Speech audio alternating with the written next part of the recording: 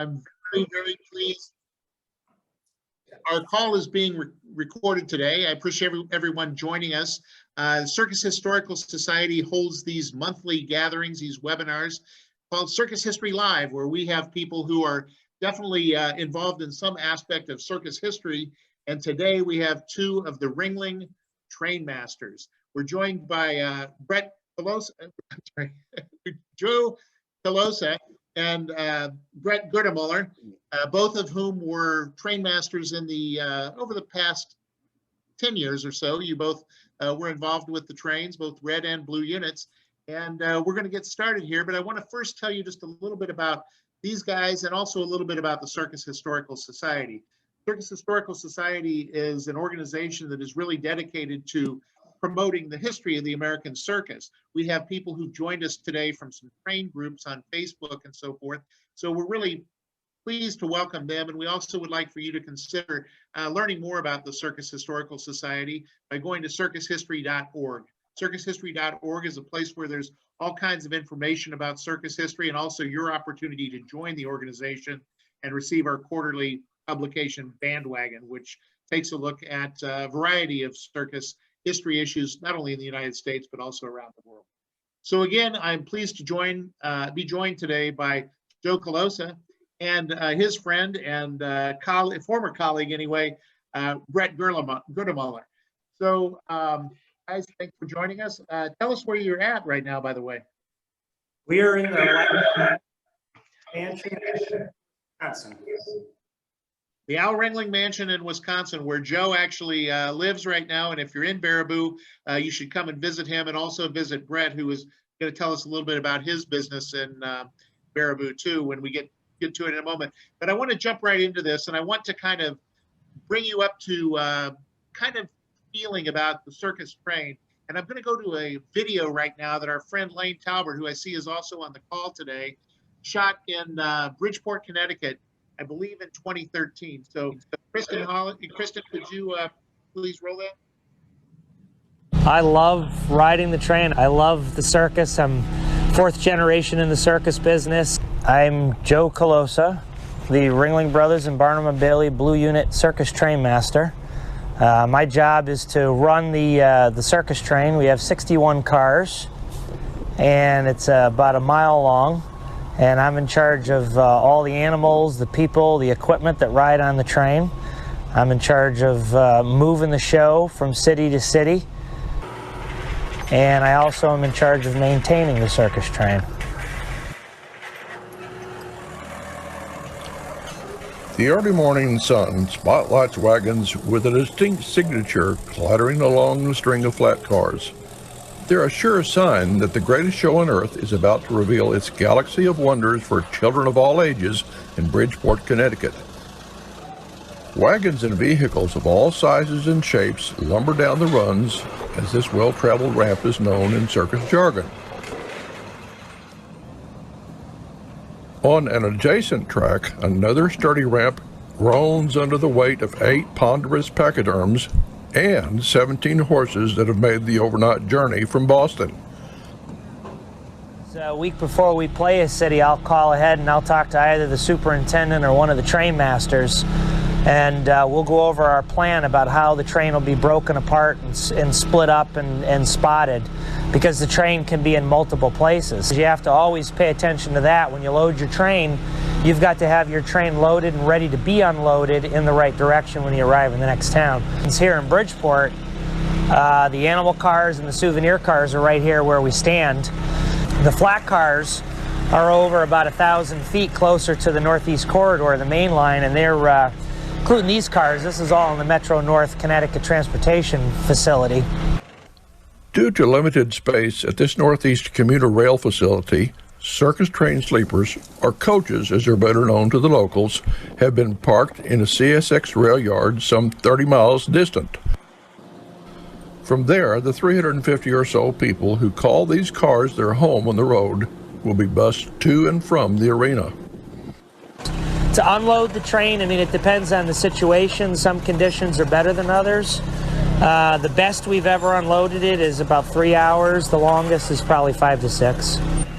Once it comes off the train, we have a transportation department, and they'll take over. As soon as I unload it, they'll come in with local tow trucks, and they'll coordinate with them, and they will move the equipment to the building, and the transportation will also take care of moving the wagons and the equipment around at the facility, at the building.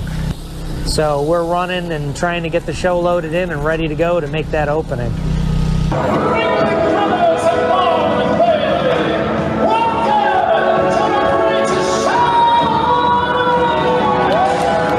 It will all come together 36 hours later.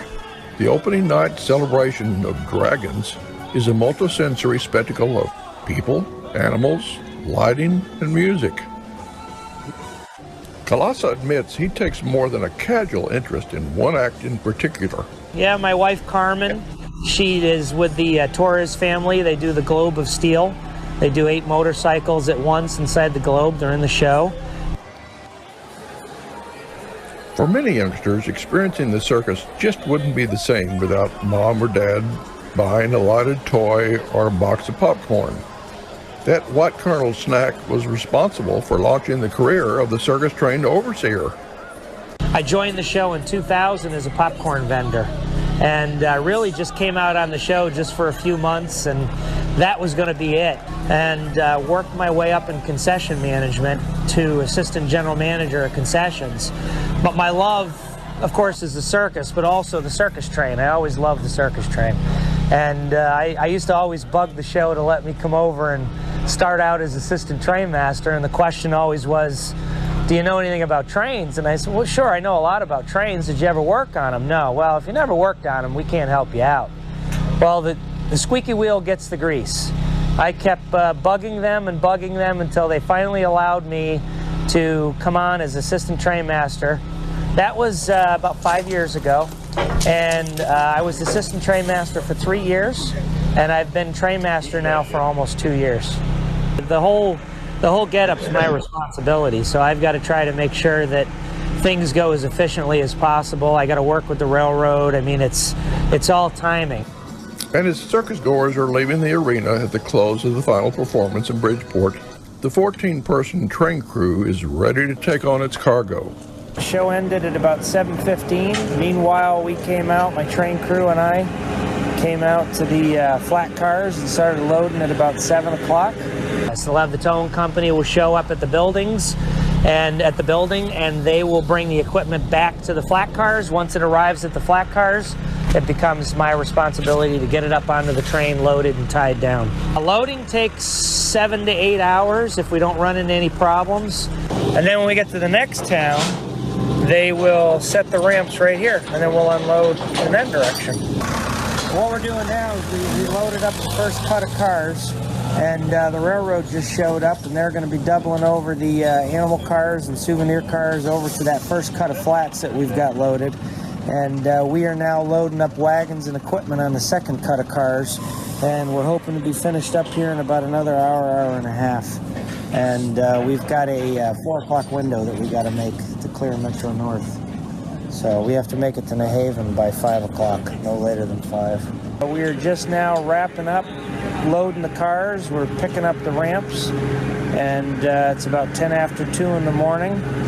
We have a 4 a.m. window to make with Metro North. Looks like we're going to make it. And we should be departing out of here at about 3 a.m. and heading to North Haven. As the loadout nears the end of its time and labor-intensive process, Colossa receives some welcome news from his wife back in the Trainmaster suite. And she has dinner ready on the table, 2 o'clock in the morning. She said, come on home and get it. And what time do you hope to be pulling out of the Grove yards? Well, we're scheduled for 8. If I can get out by 7, an hour ahead, I'd be happy. So give me a little cushion. From here, we go to Rochester. We'll play there for a week. And then we go to Pittsburgh, PA. We play there for a week.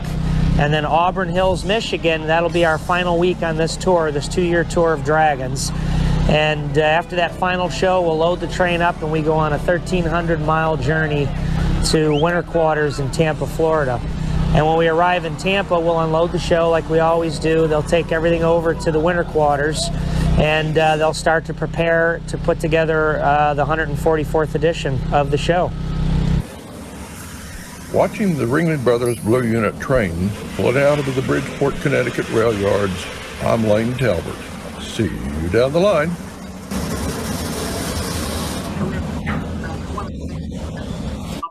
For that terrific piece.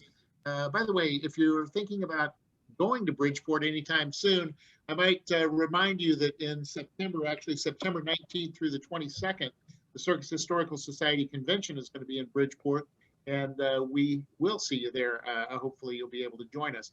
So Brett, we heard from Joe. Joe told us pretty much what was happening there, in the rail yards and so forth.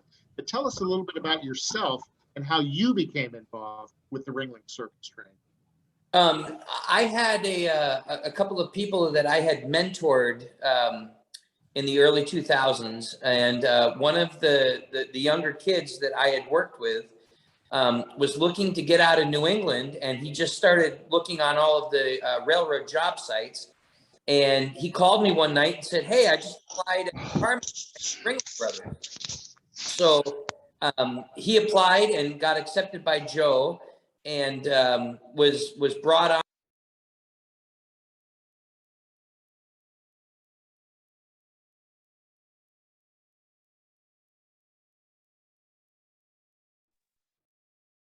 As, hey, we need we need some help with management. Would you be interested in maybe coming on down as a chief mechanical officer? And I said, well, let's talk about things. So Kyle and Joe and I had a couple of chats, and Joe and I talked for quite a little while, and I decided to make a career change, and I ran away and joined the circus as Joe's chief mechanical officer on the Blue Unit. I worked with Joe for 6 months on the Blue Unit. Joined in Baltimore. Joined in Baltimore, Maryland. Yep. And I came home from National Guard drill because I was still in the Army band at the same time that I was on the show. And I come home from drill, and I get this message, and they said, "Hey, you need to go to the building." And I'm like, well, at least I'm here in Boston. I'm close, because I figured I was getting fired. So I head on down to the building, and I walk into 16 wagon, and the general manager is sitting there behind his desk, and he stands up and he goes, you need to pack your bags and get ready to leave. I said, what do you mean I need to get ready to leave? He's like, you got to be over at Logan Airport in an hour and a half and get on a plane to St. Louis. And I said, St. Louis? I live in Vermont. What's going on? And he goes, congratulations, Trainmaster, you're taking over the Red Unit. Wow. And taking over, I mean, Joe, you talked about it a little bit, but there's tremendous responsibility for, 300 people, all those animals, millions of dollars worth of equipment. I mean, it's quite a responsibility, I would think. It is. Yeah, it is. I remember when I was promoted for the Blue in Tampa, Florida, there's a big track there that kind of runs in a gentle curve around the yard. And that morning we loaded the train ready to head out for the 2-year tour, and I climbed up into the engines to do a job briefing, and I looked back at the train and I thought, what the hell did I get myself into, And the first year I actually had to take blood pressure pills. It's a very, very serious job. So, but I loved it. So loved it. I'd like to kind of talk a little bit, obviously, the circus train and the way that you unloaded the wagons and things like that. It was something that had gone for many, many years, but you had really a lot of mechanization that was involved with the tractors and the other vehicles and things like that, right? So tell us, we saw the video of you unloading the train. You arrive in a town, what do you do, to put up the runs and things like that? Tell us a little bit about how you unload the train. So when we arrive in town, usually all the switching's been done with the flat cars. And when I say that, when we load it up in the town before, last on has to be first off. So we had a set of numbers for switching the cars out to get the ramp and the bus and, what they call the priority wagons up in the front. And usually that was always done. Once in a while, we actually even switched the flat cars in transit. If there was a place to do it on the way, we would stop while they were doing a crew change and switch out from the rear, or it would be done when we arrived in town. And we would set the ramps, and then we had what we call loads. So it was either 6 wagons or 7 wagon loads, sometimes 9. And we would have a tow vehicle on all of those loads for the most part. You would And take those, you get up would take there. those, you take those 9 vehicles from the runs all the way to the arena? No, that would just be unloading. And when we unloaded, we didn't necessarily always pull the whole load off. It depended on how big the crossing was. Typically, we had farm tractors on the shows, and typically the farm tractor could pull up a big load. And the only reason you'd have a 9 wagon load is if one of the tow vehicles was broke down. But that wagon could pull, that tractor could pull up to 12 wagons. We've even done that before. But once it's unloaded, then it's diced up into either 2 or 3 wagon loads to go to the arena. And that always depended upon the regulation in the town that we Local. stopped on. Right. Because we had the ability to unload 4, 5, 6 wagons at a time, but local ordinances said that, well, this tow truck can only take 2 wagons at a time, or sometimes 3 wagons at a time. So we would be unloading 5, 6, 7, 8 wagons at a whack. And then the deck would get stacked up with wagons as the tow trucks had to come through and only pick up 2 or 3 while we were unloading. So a lot of times, the amount of time that it took us to unload the train was very dependent on how many wagons each tow truck could take. So, when you think about the circus train of 2013, let's say, for example, very unusual for the railroads of this era to have a train that carried not only freight, but also people on it, a lot of times over rail beds that did not normally carry people on it. So tell me a little bit about the relationship, Joe, that you had with the railroads, and particularly, did they ever try to tell you how to do your job? Oh, never. No. I'm kidding. Yeah, believe me. Yeah, they always tried. So it was difficult. But of course, we used to always say we were at the mercy of the railroad. We were very, obviously very grateful for the job they did to get us from city to city. But sometimes you ran into people that, I guess they went to the school of running a circus train and knew how to put it together, loaded, unloaded, etc. So sometimes we butted heads a little bit. But for the most part, I think most of my relationships with the railroad around the country was pretty darn good. And it had been established a long time before. A lot of the railroad train masters had been dealing with the circus train for years. So they knew exactly what to do. They knew what the routine was. But once in a while, you get a wet behind the ears guy out of college that never even sat up in an engine or never ran a train and, telling us how to do things. Oh, there were times that Joe and I both had to, tell a couple of engineers that they thought that they were the greatest thing since sliced bread. And we had to let them know that they really didn't know how to run a train.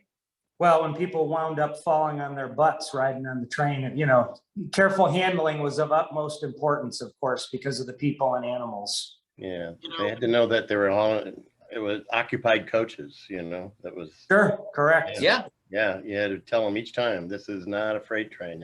That's right. Coaches are occupied. Yeah, Yep. They weren't always used to that. And there were 3 or 4 times, in my tenure on the train, I actually got up into the locomotive and I said to this engineer, I was like, I'm a certified engineer right now, and I'm telling you, you can't run the train like this. Well, that's the new railroad rules. We can't switch the train the way that you want. And I said, out of the seat. And I'd kick the guy out of the seat and sit down and run the train myself. Yeah. Wow.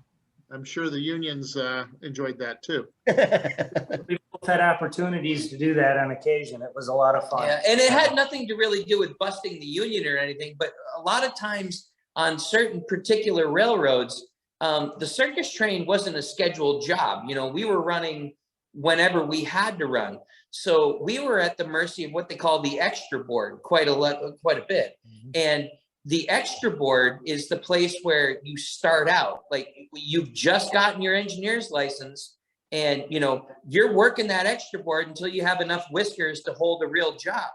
So. Well, Joe, and kind of along those lines of being sort of, not necessarily a priority train for these railroads. Joe, you've told me stories about, you had to make it to town and the railroads are trying to put you in the hole, right?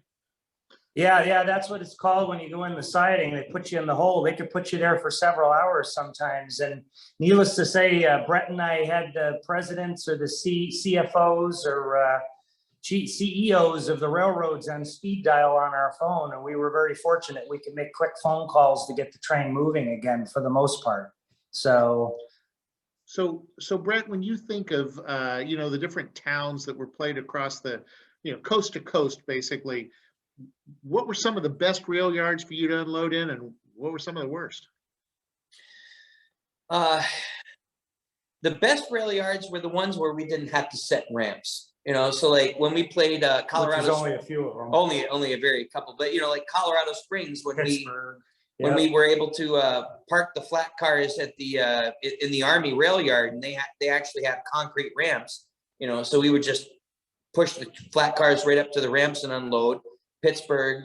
Well, and also ideally, if we were in a yard where the entire circus train was all in one yard, cut, that helped a lot too. And that didn't happen too often.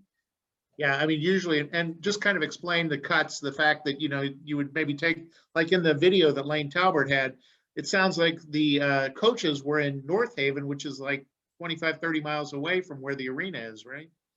Correct. Yeah, we were down in Bridgeport with the flat cars, the animal cars, and we had to bring that section of the train back up to North Haven, put the rest of the train together. And whenever we used to leave Connecticut, most of us Trainmasters would actually put the train together in reverse.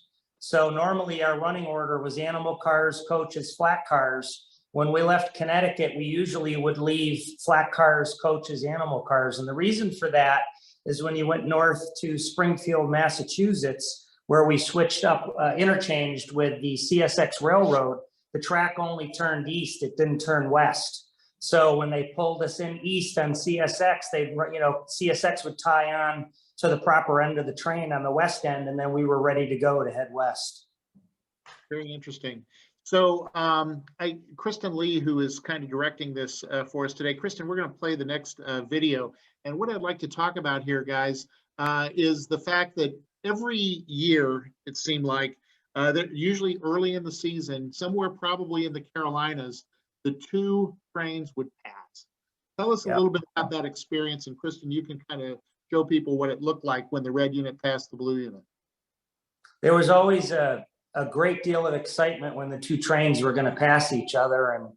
And Brett and I had this thing where whichever train and Trainmaster got put in the siding or in the hole, we had this deal that Trainmaster, the next time we got together, had to buy a steak dinner for the other Trainmaster. And one Sunday when we were in the Carolinas, Brett called me up and he says, "Hey, how you doing?" "Oh, I'm doing okay." So how do you think tomorrow's going to go when we pass each other? I said, "Oh, I think it's going to go great."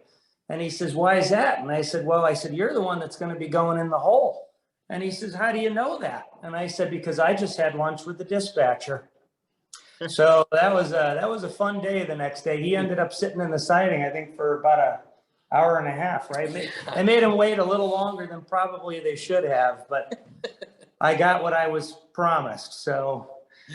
And again, this typically happened early in the season when both shows are on the East Coast, probably in the Carolinas, right?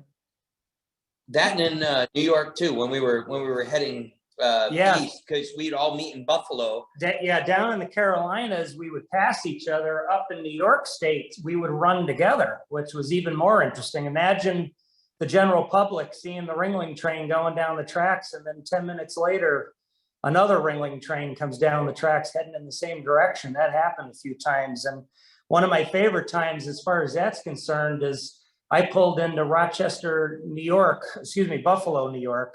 to do a crew change and an interchange. And the red unit pulled in to do a water stop. No, excuse me. The red unit was doing the crew change. I was doing an interchange and a water stop. And the red unit carried on. We were there for a little bit, and then they carried on ahead of us. And then we got to Syracuse, New York, where the red unit was pulled off doing a water stop, and we went by them there. And then we got ahead of them, and then we pulled into Albany, and the red unit pulled in right next to us about 20 minutes later, and we went up north to Albany, and a little further up to where the train yard was to play Albany. And then you went to, was it Worcester, I think? Yeah, we went to Worcester. Worcester, Massachusetts. So we were kind of doing the switcheroo thing, which was a lot of fun that day. So tell us a little bit about the water stops. I mean, obviously you have a lot of animals on the train, and they need to be fed and watered, right? Yeah, and about 1 hour time, sometimes 2 hours, we would do a crew change with the head end. We would have a garbage truck come in and throw off all the garbage from the coaches. We would have the train crew go check the train and the flat cars, all the wagons, the equipment, make sure it was all tied down. We would unload the animals so that they could muck out the animal cars. And we would also replenish the water for like high usage cars, like the Chinese, the Pi car, and we would take on diesel fuel for the generators too. And that all had to be done, you know, pretty quick so we can get back on the road. So you're talking about the Pi car, you know, I mean, some of those longer runs, there was no real opportunity to stop and eat anywhere, right? Correct. Well, I mean, unless you were the Trainmasters, sometimes when we did crew changes, if there was a McDonald's or a Burger King nearby, we would sneak over there and go get something to eat. And one time it was real funny. I was walking back with a bag of McDonald's, and one of the working guys said, "Hey, how come you get to do that?" And I held up my radio. I said, "Because this train doesn't move until they talk to me. That's why. Sorry." So, but yeah, for the most part, you were on the train, and there was the Pi car. So, and I mean, for Carmen and I, we didn't always eat down there. We had a half a car on the train, a full kitchen. But, you know, it was kind of like, think about somebody going out, you know, do something different. So if we were on a 3-day train run, one night we might go down in the evening and go have dinner in the Pi car just to get out, if you will, while we were riding the train. So Brett, you know, when Lane did the video that we watched at the beginning of this presentation, he talked a little bit, actually, Joe, you talked about the fact that, you know, you handed off the wagons to the transportation crew, but Brett, the work didn't stop while the shows were going on, and you had plenty to do on the train while you were in the yards, right? Tell us a little bit about what you do. When the trains weren't moving, that was when we were responsible for doing all of our federally mandated general maintenance. So that's when we had to change all the brake shoes, do the coach inspections, both interior and exterior, any light to medium maintenance that had to be done. Even as far as we had wheel sets, brand new spare wheel sets slung underneath the train. And if we had a wheel set that was bad, Joe and I would call a crane, and we'd split the coaches and lift the coaches, tear a truck set apart and put a truck set back together and replace wheel sets and everything. So all of the maintenance that was done on the train was all organic to us. We didn't have a contract shop. Could I add a little to this? Please.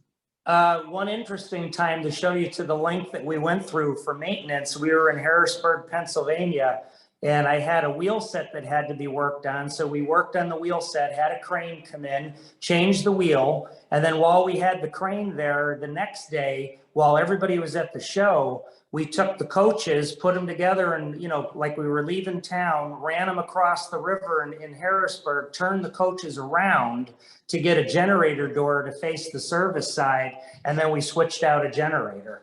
So, I mean, we did anything and everything we had to do that week while we were in town to keep the train in top shape. Pretty amazing. You know, one of the other things that you guys have talked to me about, and you just mentioned the generator. I mean, the Ringling Brothers and Barnum Bailey, Feld Entertainment spent a lot of money on those trains. And, you know, you think about the fact that it was arguably the most efficient way to move that big of a cast and that much equipment, especially when you were carrying elephants and things like that. But there was a lot of money that was spent on those trains, wasn't there? Yeah. It was about, when I left the show, it was between $30,000 to $40,000 per car per year to move the Ringling show. And about 61 cars or so? Yeah, mine 61 in the blue, 60 on the red. So why did you have one more? He always gives me crap about that because, you know, Joe says, I needed to be in the Guinness Book of World Records. Well, fine, Joe, you can have it. I was only shorter by 89 feet. Yeah. You could always just add an extra engine to keep up with me. That's all. So, you think of the length of, I mean, it's 61 cars or 60 cars. That's a mile in length, right? Yeah, it was over a mile without the engines. Yeah. So I'm going to have Kristen show us while we talk about this next portion of the presentation, another video. And this is from Altoona, Pennsylvania. Why don't you just kind of set it up, what people would see if they were on the train on this particular, I think, what is this, Norfolk Southern or? Yeah, it's on Norfolk Southern. That's actually a video from my train when we went through the curve, and this is the famous horseshoe curve. But the incredible thing about this is you're looking at the head end of the train, which is off in the trees in front of you, just past the little diesel locomotive that we just passed there, and you're watching the head end of the train snaking through the curve. The locomotives are going to get up through the end of the curve and start to come out of the curve, and the video will pan around, and now you can see the end of the train, right? You can't see the last car coming through yet. We're not even all the way through the curve.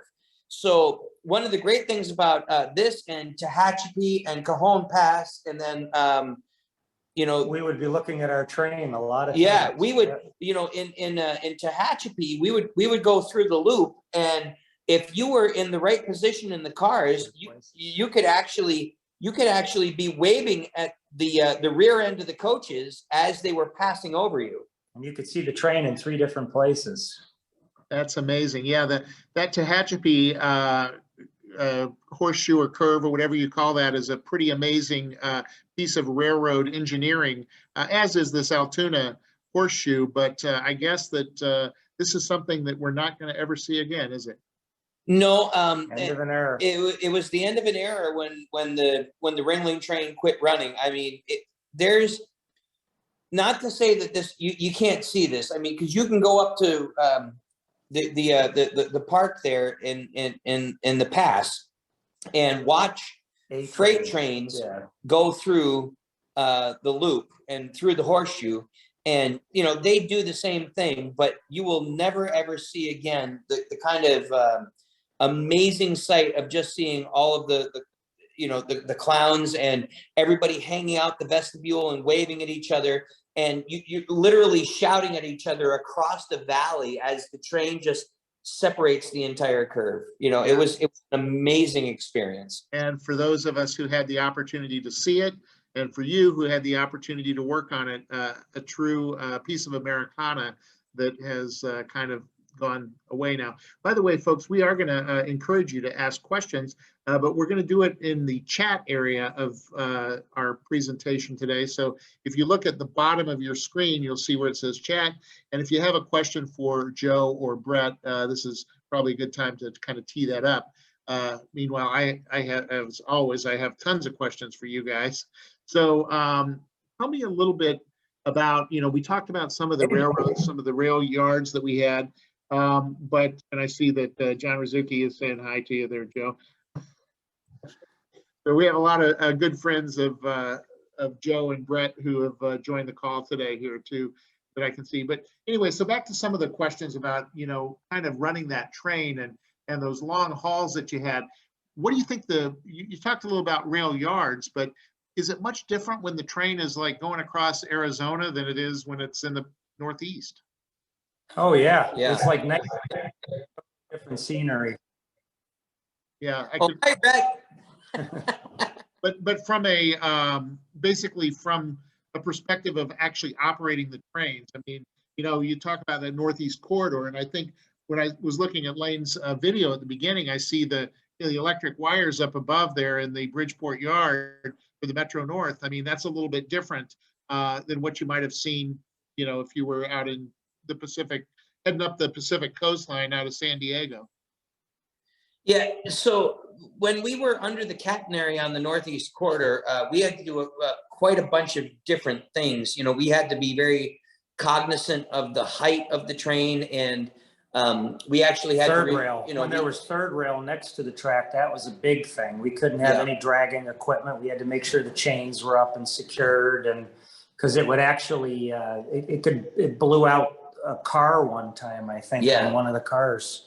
on Yeah, the well, train, 180 damage the electrical in it. and everything, 184. so- Right. I had to replace the pigtails that night. Yeah, so you had to do that stuff. The overhead you had to watch with the equipment, obviously. We would have to take the satellite dishes off the top of the train, that sort of stuff. And the timelines got very minute because, you know, when they're running commuters and everything, normally if we were out west, it really didn't make that much of a deal. You know, they're like, well, we'd like you to leave by 6, but if you don't, or whatever, we'll just put you in the flow of traffic. On the Northeast Corridor, when they said you have to leave before 5 a.m., you had to leave before 5 a.m. because if you didn't, they would make you sit there 24 hours and try again. Yeah, especially rail traffic. Amtrak is a very tight schedule. So we do have a couple of questions here. You know, I guess I'm going to take Julie and Mac's question here about the stops per season, but I'm going to kind of take it to the next level too. You know, they used to always talk about basically the rodeo tour, you know, the second year of the circus. So how many stops would there be if you were on the first year versus that rodeo tour that second year? Well, it was about, the first thing I want to say is the rodeo route. When I was on the show the first year in 2000, 2001 was the last time they did the rodeo route. So where they were doing 2 shows a week.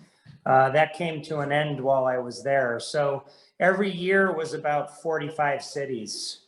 So, and we would travel about 25,000 miles by rail. Amazing. And so you talked in the video that we showed at the beginning that Lane had put up there, you talked about the fact that, I think Lane actually spoke about the fact that it was about, at least that stand in Bridgeport, about 36 hours from the time that you unloaded until the first performance. Was that typical?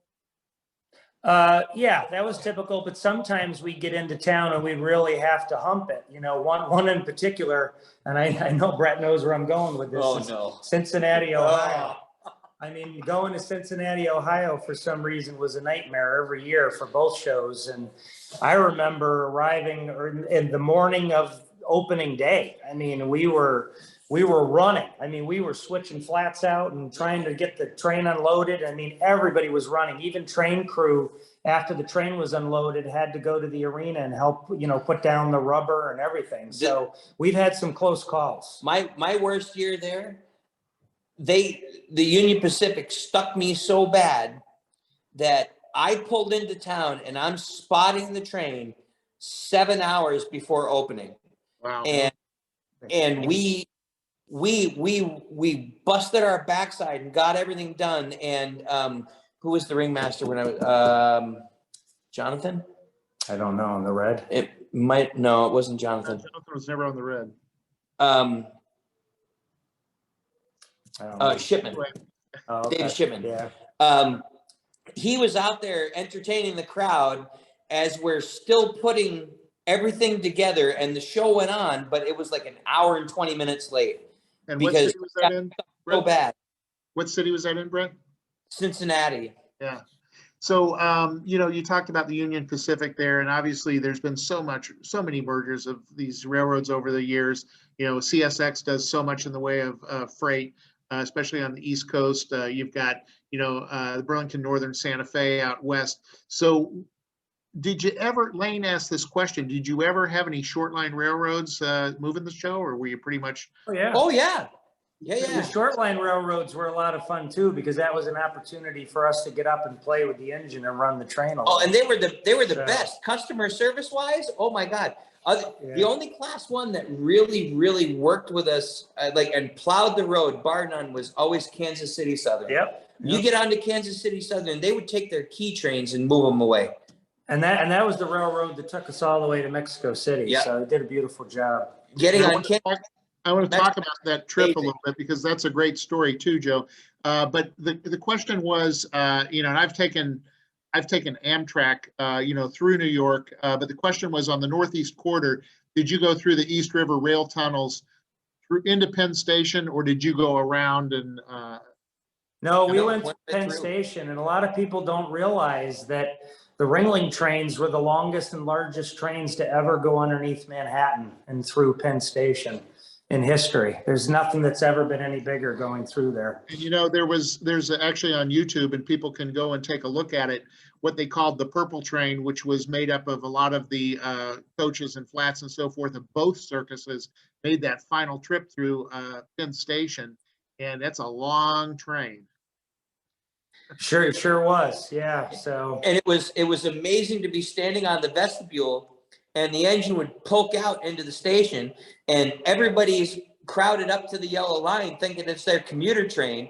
And the next thing they see is a bunch of circus people blasting through the other end, and everyone's like, where'd my train go?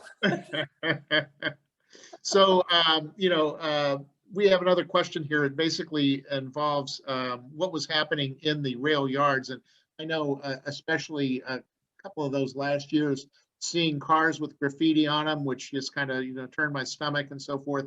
But there were certain yards, and I know that that one in Washington, D.C. in particular was a pretty rough lot. And, were there any trespassers that maybe even, I know you had tight security, but even made their way onto the trains during the time that you were running it? I know that. oh yeah, that was common when we were parked in a yard, and it also happened when we were running too. Sometimes people got onto the train, so it did happen.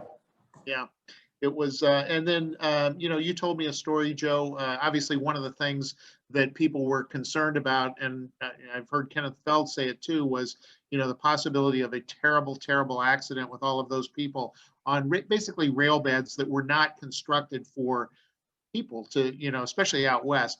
And so what about derailments? I mean, it must have always been something that was on your mind. Yeah, definitely. I mean, that obviously could be your worst nightmare come true. And I mean, for me especially, or Brett, because ultimately it was our responsibility. And if there was a wreck, we had to snap into action and, deal with something that fortunately neither one of us had to deal with.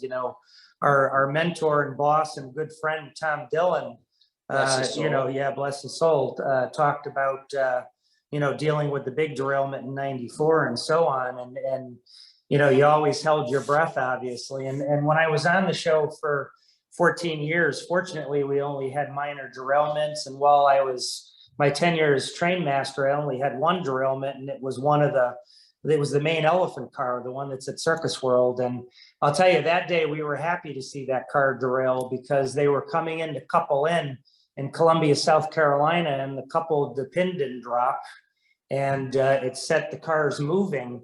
And had there not been a derail there, those 4 cars would have rolled out on the main and headed down on, I think, a 3 or 4% grade for about 15 miles. Wow.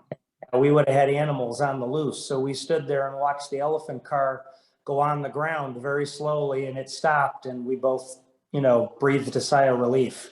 And was it loaded at that time? Yes. Yeah, it was full of elephants. It was loaded. And they wanted us to unload the elephants so that they could re-rail it. And I said, I'm sorry, but all the guys that handle the elephants, they're gone. So you're going to have to re-rail this. Ain't happening. With the elephants on the inside. And they were able to do it, thank goodness. So Joe, tell me that story. And you had told me this before. I think it's fascinating about when you took the circus train to Mexico. Oh, we both could tell you about that. We were both together on that one. And first of all, we left Columbus, Ohio on a Monday morning, and we didn't get into Mexico City until the following Sunday. And we had to do 3 service stops. 3 service stops, and then Shreveport, Louisiana, and then I forget. And then 2 days at Nuevo Laredo, and then 2 days in Laredo, because we had to offload all of our American supplies on one end of the border, cross the bridge, and then reload all the supplies with Mexican supplies, because for some reason, in the 80 feet between the river, the one set of supplies are going to be bad, and the other set of supplies are going to be good.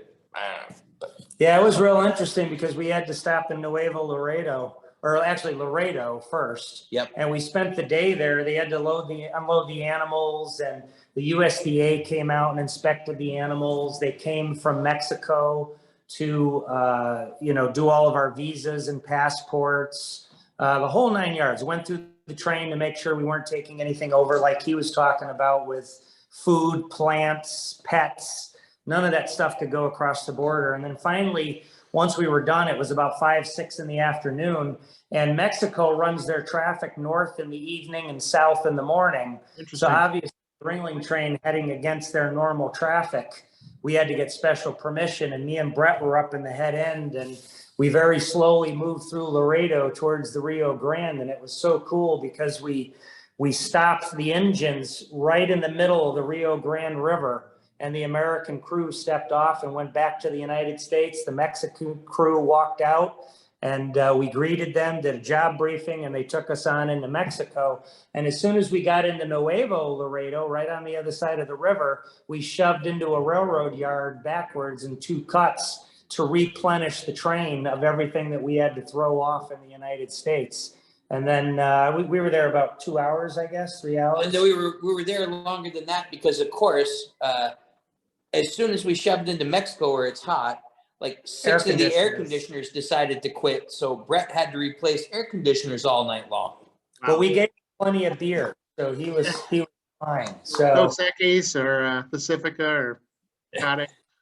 At 6 o'clock in the morning, after 72 hours straight, I didn't care what it was. and then we headed off into the night that night into Mexico. And Brett, I don't speak that much Spanish, even though I've got a Spanish speaking wife. I'm trying, but the older we get, the harder it is to learn it. And so Brett speaks Spanish. He had spent time down in Argentina on the railroad. So I asked him to help me with the crew. And he was really working on overtime. And finally, the second night, I said to him, go to bed. What are you going to do with the crew? I'll figure it out. I got Carmen. She could translate for me. And, we rolled that night. The next morning, we did a crew change. And we started moving, and Carmen woke up and she said, "Aren't you going to do a job briefing?" And I said, "Nah." And she goes, "No, you got to do the job briefing." And I said, "Well, we're going in the right direction. We're fine." She said, "Give me the radio." And she took the radio and she did the job briefing. Well, after that, none of the crews in Mexico wanted to talk to us. They wanted to talk to the El Circo train. We were done. So that's a great story. Did you ever take the show to Mexico when you guys were with it? Oh, yeah. Mexico. No, not Mexico. Canada. No. There was some talk going to Toronto at some point, but then there was a problem with some permits and stuff, so we didn't go. Back in the old railroad days, the Ringling Show and other circuses too would frequently go up into Canada, and especially during the days of Prohibition, they'd be bringing the booze back, and some of it would make it through and some of it wouldn't. Well, Yeah, never went to Canada. So when you think of some of the really you talked about it a little bit earlier, some of those unique places in America, whether it's Altoona or Tehachapi.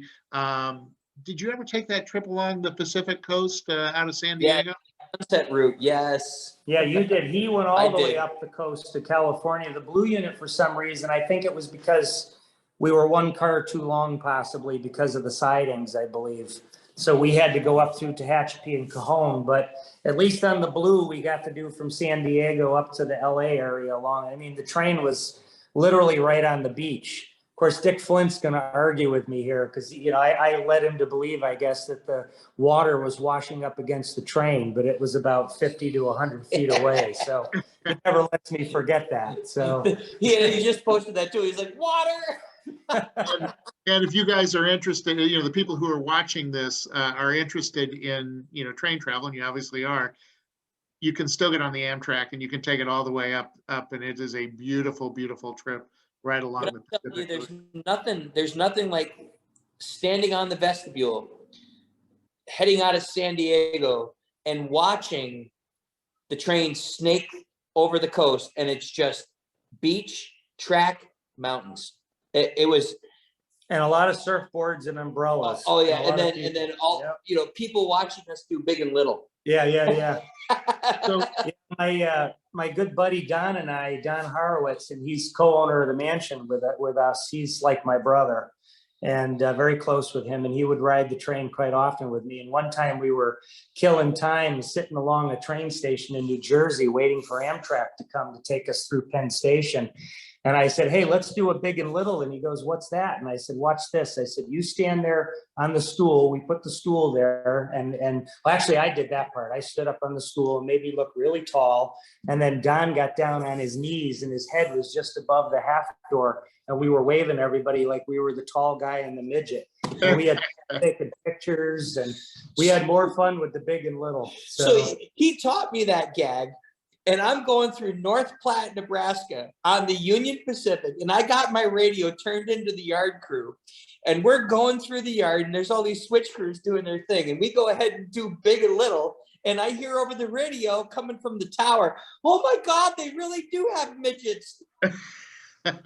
That's a great. Hey, So we did have fun.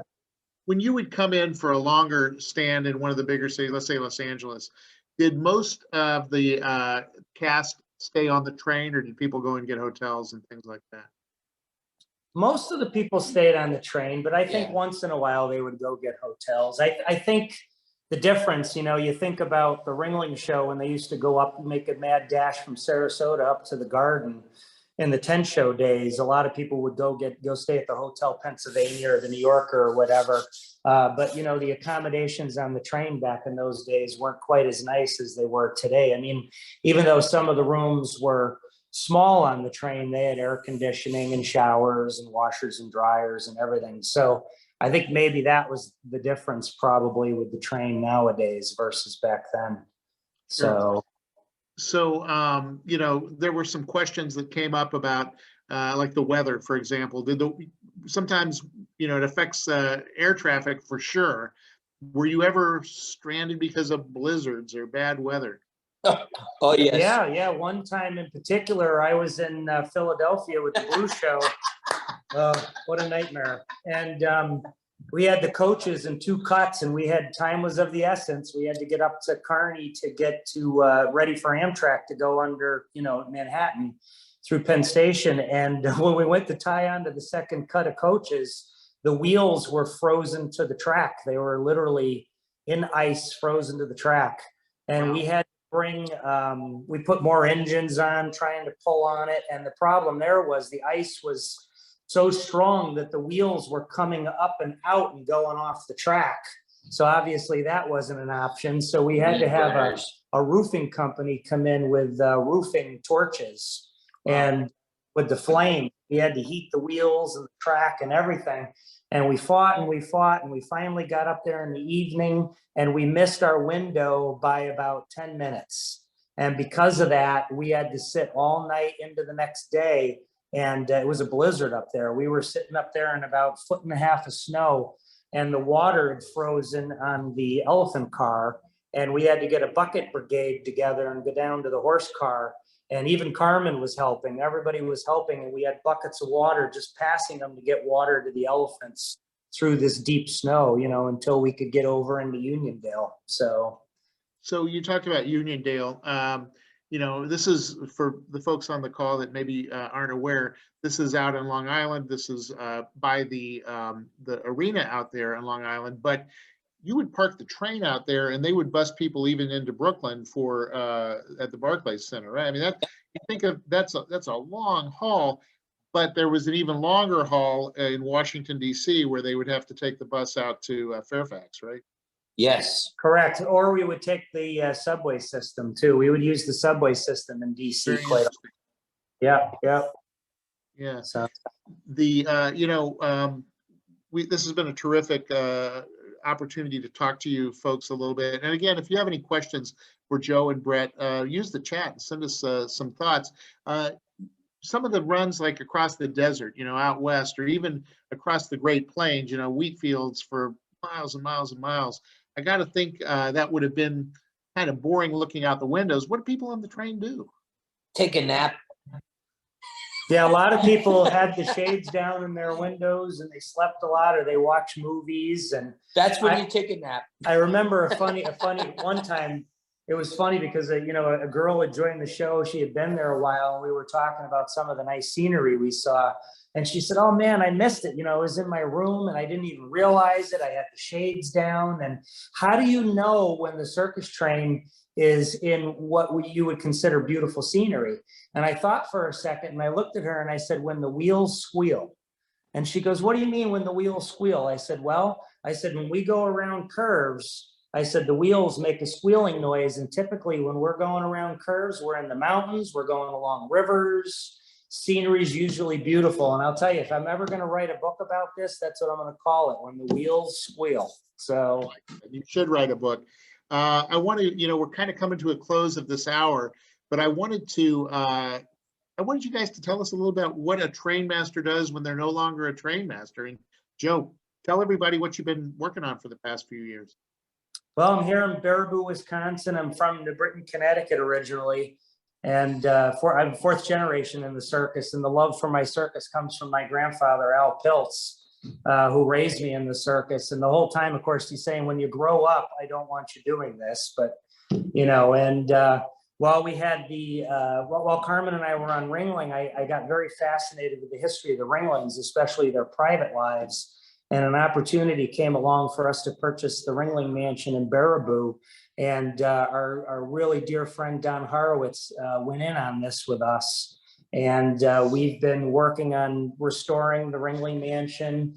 And we have it opened up for tours. We're going to make it into an inn. And then while we were doing work on the mansion, we found a beer recipe, a box hidden in the house. And one of the things that was in there was the beer recipe, we believe, for the Ringlings. And that kind of set us in a direction of the beer. So now we have the Al Ringling Brewing Company. And, even though this isn't the circus, I feel like my foot is still in the door with the circus business, which is great. I feel very much at home in Baraboo, and that's part of the reason why even Brett's here, and you could tell how you wound up in Baraboo, right? And what you're doing now, Brett, because I know you are actually helping with your continued help with the defense of the United States. Well, yeah. So when I was on the show, I was one of the, I was the only Trainmaster since World War I to be an actively serving member of the United States military. So I did my first 18 years in the military as an Army bandsman. When I was on the show, I was playing with all the National Guard bands wherever the train would stop. If it was a drill weekend, I would take my weekend off and I'd go play. I played with the Texas band, Florida band, New Hampshire band, DC band, Iowa band, et cetera, et cetera. Did you play any circus tunes? We did. Yeah, we played some circus tunes here and there because that was always the running gag. They said, the circus kids in town, we should probably play some circus musics on, this parade or whatever. So I had my fill of Barnum and Bailey's favorite about my fourth drill in, because it was a gag. But and now I have since transferred and I am an instructor at the transportation school at Fort Eustis, and I teach combat railway operations and logistics, which is the same rule book that the Ringling Brothers Circus Trainmasters wrote for the Army in 1916 and 1917. So there was a 100-year gap or so between Ringling Trainmasters' involvement with the military, but now I'm carrying that tradition on. Sometimes even I help, Brett. And Joe and I, Joe and I do that together. Well. And Brett, you're into steam engines too. Tell us a little bit about what you're doing with that. So I run here in Baraboo. I own Mama Ringling's house. So I live about a block and a half from Joe, and I'm restoring one of the other Ringling mansions. And in my spare time, I run a company that we call BMG Railroad Contractors, and we rebuild, restore, operate, and build from scratch steam locomotives from little amusement park sizes that you can ride on all the way up to the full size stuff. And we have contracts in all 50 states, and we've been to Hawaii 4 times, been down to Argentina 3 or 4 times, and we've been to New Zealand twice, and we're getting ready to go back to New Zealand again at the beginning of next year. That's great. Folks, I know that you have obviously observed the passion that both Joe and Brett have for trains, and specifically circus trains. And I know that if you're in, next time you're in Baraboo, I know that they will gladly, invite you to come over and have a glass of Al Ringling's best recipe. I like the Hannaford Red myself, Joe. But I think We're they're all, going to give everybody a chance. We're going to ask everyone to unmute if they'd like to say hello for the last couple of minutes here. okay, and just Unmute anybody. and before you do that, I just wanted to again remind folks that this is just one of many of these webinars that we do. We do one a month. It's called Circus History Live. You can find out more about them by going to circushistory.org. You can join the Circus Historical Society, where you'll get our quarterly magazine Bandwagon, which talks about all aspects of circus history, mostly in the United States, but also worldwide. And then I would also encourage you, especially if you're on the East Coast, although we've got people from all over coming, to the Circus Historical Society Convention, which will be the third week of September in Bridgeport, Connecticut, the suburb actually of Trumbull, Connecticut, but I know we'll see a lot of you there too. So